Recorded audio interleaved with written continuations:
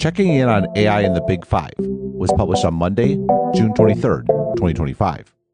This is how I opened January 2023's AI in the Big Five. Quote, the story of 2022 was the emergence of AI, first with image generation models, including DALL-E, Midjourney, and the open source Stable Diffusion, and then ChatGPT, the first text generation model to break through in a major way.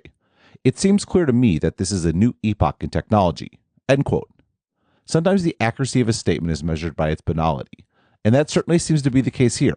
AI is the new epoch, consuming the mindshare of not just Stratechery, but also the companies I cover. To that end, 2.5 years on, I thought it would be useful to revisit that 2023 analysis and reevaluate the state of AI's biggest players, primarily through the lens of the Big Five: Apple, Google, Meta, Microsoft, and Amazon. The proximate cause for this reevaluation is the apparent five-alarm fire that is happening at Meta. The company's latest Llama 4 release was disappointing, and in at least one case, deceptive, pushing founder and CEO Mark Zuckerberg to go on a major spending spree for talent. From the Wall Street Journal over the weekend. Mark Zuckerberg is spending his days firing off emails and WhatsApp messages to the sharpest minds in artificial intelligence in a frenzied effort to play catch-up. He has personally reached out to hundreds of researchers, scientists, infrastructure engineers, product stars, and entrepreneurs to try to get them to join a new superintelligence lab he's putting together. And Meta's chief executive isn't just sending them cold emails. Zuckerberg is also offering hundreds of millions of dollars, sums of money that will make them some of the most expensive hires the tech industry has ever seen. In at least one case, he discussed buying a startup outright. While the financial incentives have been mouthwatering, some potential candidates have been hesitant to join Meta Platforms' efforts because of the challenges that its AI efforts have faced this year, as well as a series of restructures that have left prospects uncertain about who is in charge of what, people familiar with their views said.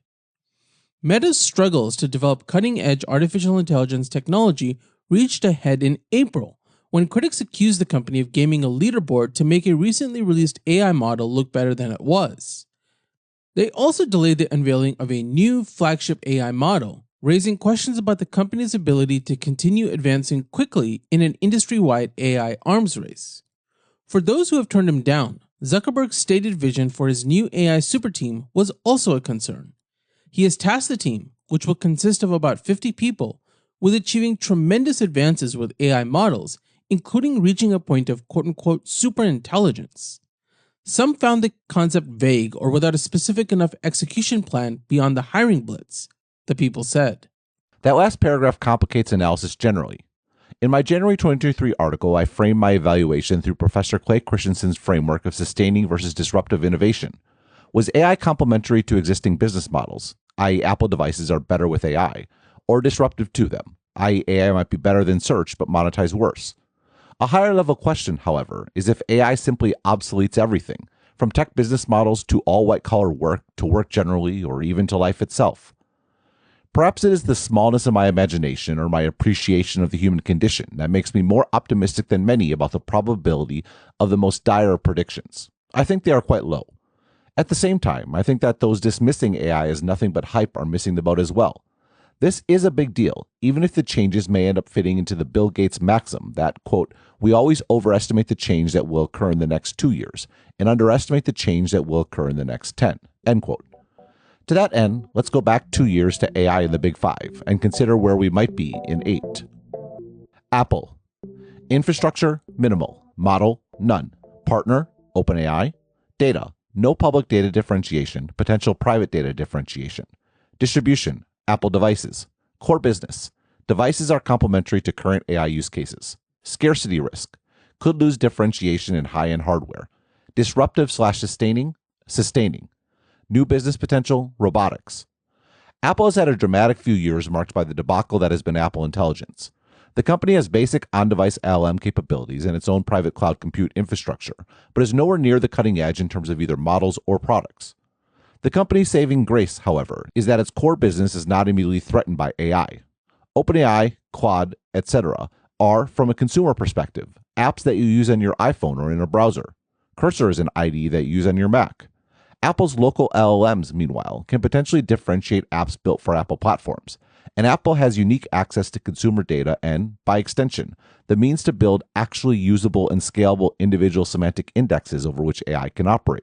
This positioning isn't a panacea. In April's Apple and the Ghosts of Companies Past, I analogized Apple's current position to Microsoft and the internet. Everyone used the internet on Windows PCs, but it was the internet that created the conditions for the paradigm that would surpass the PC, which is mobile. What Microsoft did that Intel, another company I compared Apple to, did not, was respond to their mobile miss by accepting their loss, building a complementary business, cloud computing, which then positioned them for the AI paradigm. Apple should do something similar. I'm very encouraged by the company's deepening partnership with OpenAI in iOS 26, and the company should double down on being the best hardware for what appears to be the dominant consumer AI company. The way this leads to a Microsoft-like future is by putting the company's efforts towards building hardware beyond the phone. Yes, OpenAI has acqui-hired Johnny Ive and his team of Apple operational geniuses, but Apple should take that as a challenge to provide OpenAI with better hardware and bigger scale than the horizontal services company can build on their own.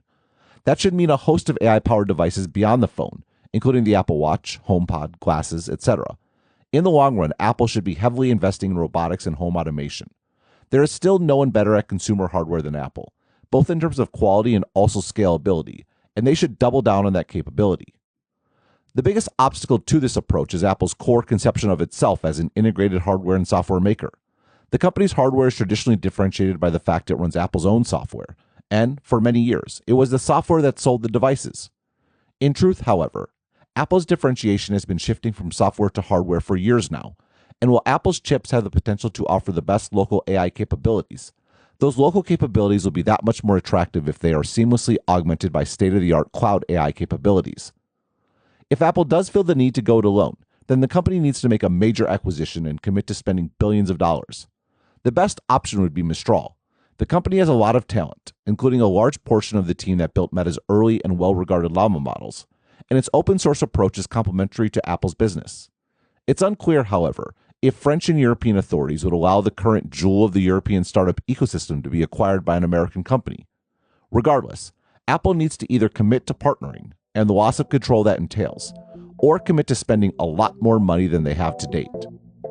Google. Infrastructure, best. Model, good. Partner, none. Data, best. Distribution, Android devices, search, Google Cloud Platform. Core business, chatbots are disruptive to search. Scarcity risk, data feedback loops diminished. Disruptive/sustaining, disruptive.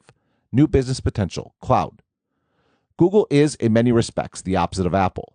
The search company's last 2 years have gone better than I anticipated, while Apple's have gone worse, but their fundamental position and concerns remain mostly unchanged. In Apple's case, that's a good thing. For Google, it's a concern. Google's infrastructure is in many respects the best in the world, and by a significant margin. The company is fully integrated from chips to networking to models, and regularly points to that integration as the key to unlocking capabilities like Gemini's industry-leading context window size. Gemini also has the most attractive pricing of any leading AI model. On the other hand, integration can have downsides. Google's dependence on its own TPUs means that the company is competing with the NVIDIA ecosystem up and down the stack. This is good for direct cost savings, but could be incurring hidden costs in terms of tooling and access to innovations. Gemini, meanwhile, has rapidly improved and scores very highly in LLM evaluations. There is some question as to whether or not the various model permutations are over-indexed on those LLM evaluations. Real-world usage of Gemini seems to significantly lag behind OpenAI and Anthropic's respective models. Where Google is undoubtedly ahead is in adjacent areas like media generation. Veo in particular appears to have no peers when it comes to video generation. This speaks to what might be Google's most important advantage, data. Veo can draw on YouTube video, the scale of which is hard to fathom. Google's LLMs, meanwhile, benefit not only from Google's leading position in terms of indexing the web, but also the fact that no website can afford to block Google's crawler.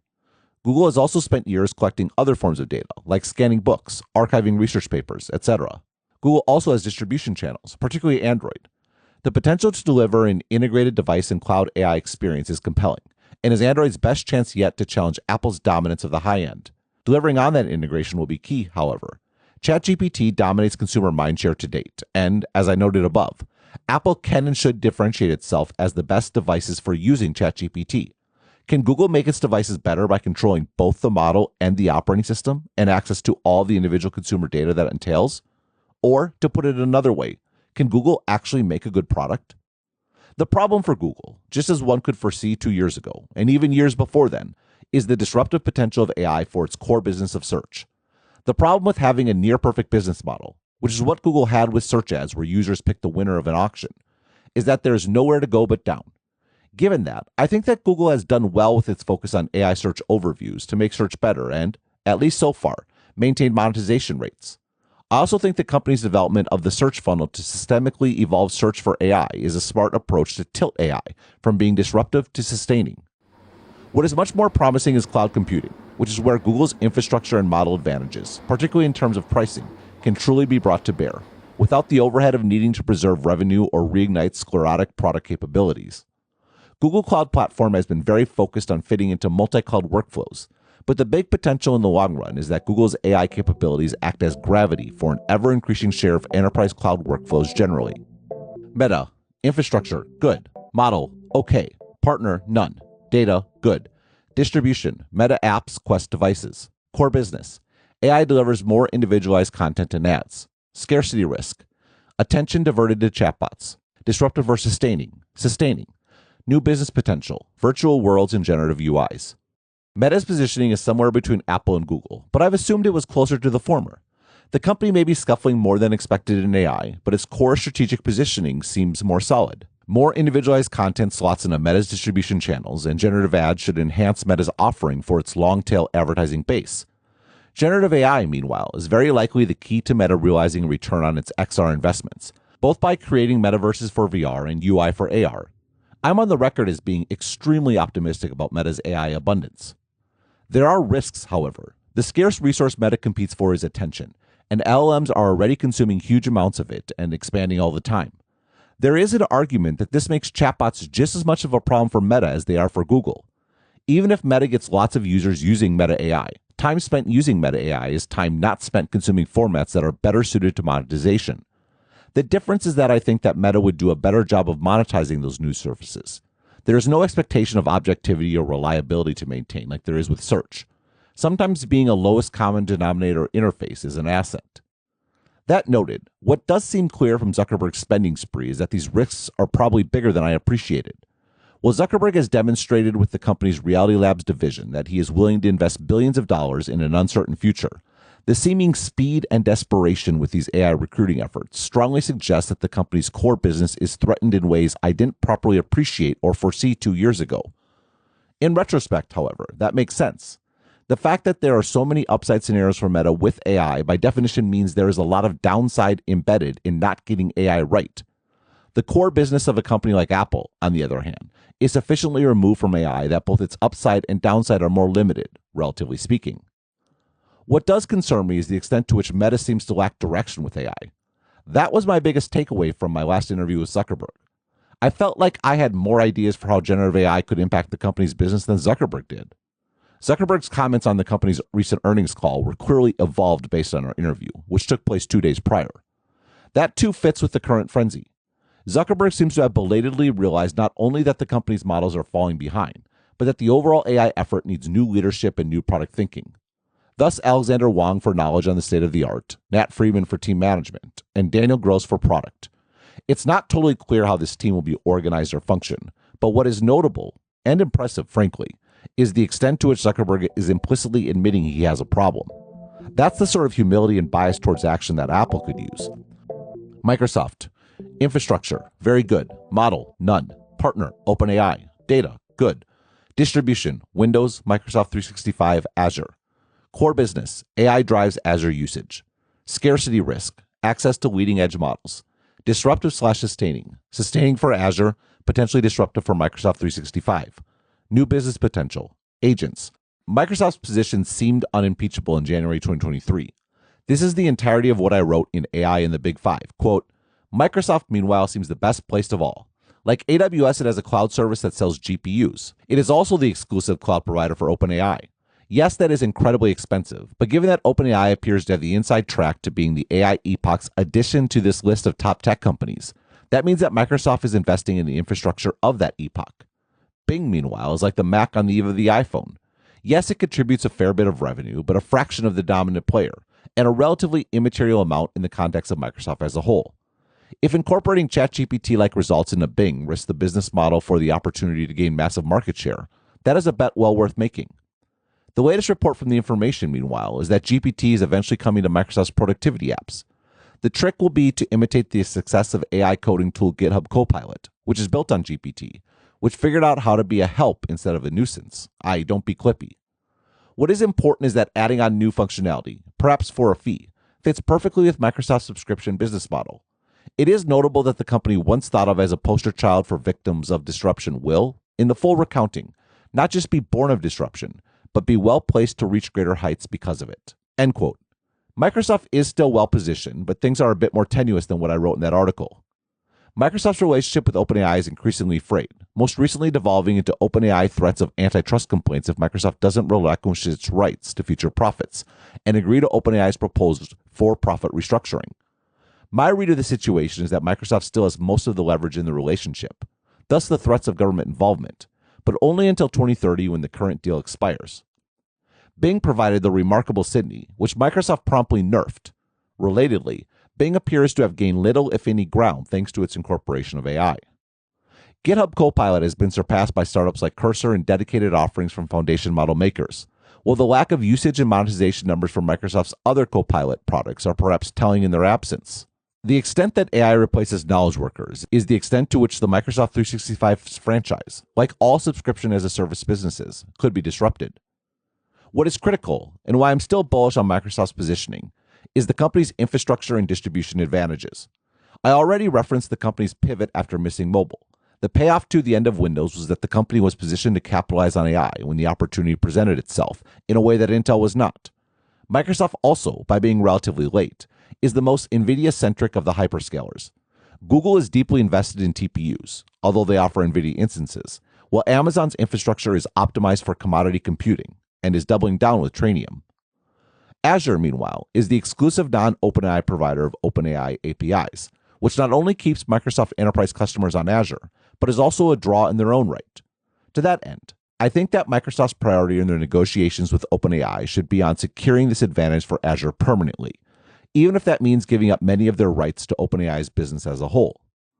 The other thing that Microsoft should do is deepen their relationship and scale of investment in alternative model providers. It was a good sign that xAI CEO Elon Musk appeared in a pre-recorded video at Microsoft Build. Microsoft should follow that up with an investment in helping ensure that xAI continues to pursue the leading edge of AI models. Microsoft has also made small-scale investments in Mistral and should consider helping fund Llama. These sorts of investments are expensive, but not having access to leading models, or risking total dependency on Sam Altman's whims, would be even pricier. Amazon. Infrastructure, good. Model, poor. Partner, Anthropic. Data, good. Distribution, AWS and Alexa. Core business, AI drives AWS usage.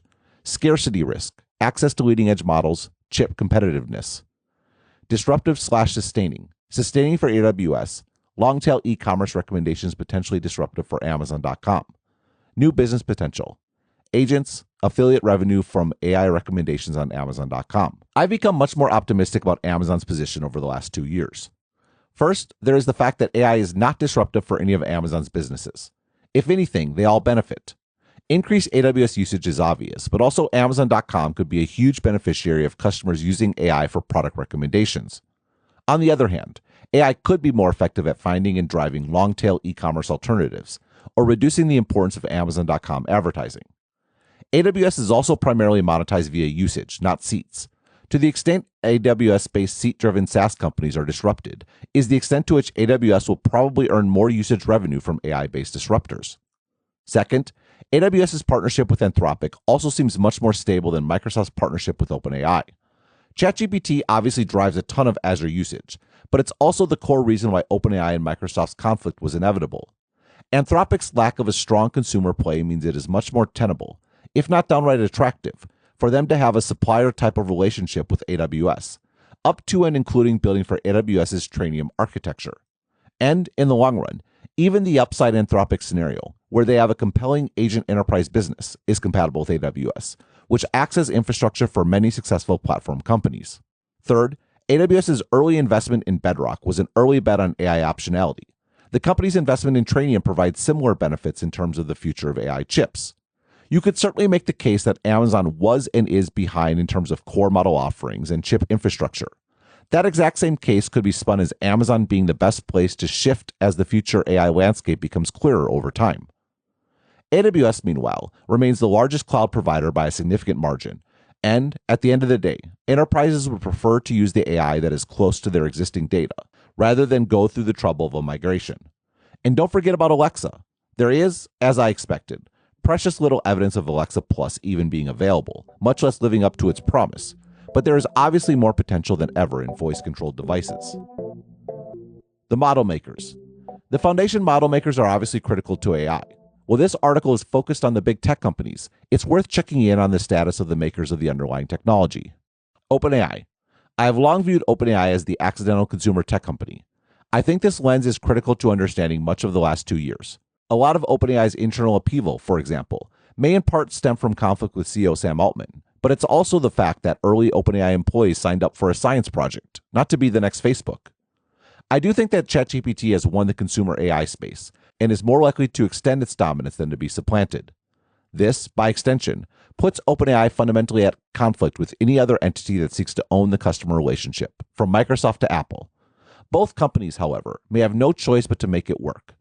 Microsoft because they're already in too deep, and Apple because OpenAI may, sooner rather than later, be the most compelling reason to buy the iPhone if Apple continues to deepen its integration. The big question in my mind is when and if OpenAI figures out an advertising model to supplement its subscription business. Well, I, and most of you reading this, will gladly pay for AI's productivity gains. The fact remains that huge swaths of the consumer space likely won't, and owning that segment not only locks out rivals, but also gives a long-term advantage in terms of revenue and the ability to invest in future models. Anthropic. Anthropic may have missed out on the consumer space, but the company's focus on coding has paid off in a very strong position with developers and a big API revenue stream. This is a riskier position in some respects, since developers and intermediaries like Cursor can easily switch to other models that might one day be better. But Anthropic is seeking to ameliorate that risk with products like Code that can not only be businesses in its own right, but also generate critical data for improving the underlying model. Anthropic's reliance on Amazon and its Trainium chips for training is potentially suboptimal. It could also mean significant cost savings in the long run. Most importantly, however, Amazon is now a deeply committed partner for Anthropic. As I noted above, this is likely a much stabler situation than Microsoft and OpenAI. Anthropic, unlike OpenAI, also benefits from its longer-term business opportunity being more aligned with the AGI dreams of its leading researchers. The latter might not create God, but if they manage to come up with an autonomous agent service along the way, there will be a lot of money to be made. XAI. I wrote more about XAI's tenuous position last week. Briefly, XAI's insistence on owning its own infrastructure seems to me to be more of a liability than an asset. Yes, Elon Musk can move more quickly on his own, but spending a lot of money on capital expenditures that aren't fully utilized because of a lack of customers is an excellent way to lose astronomical amounts of money.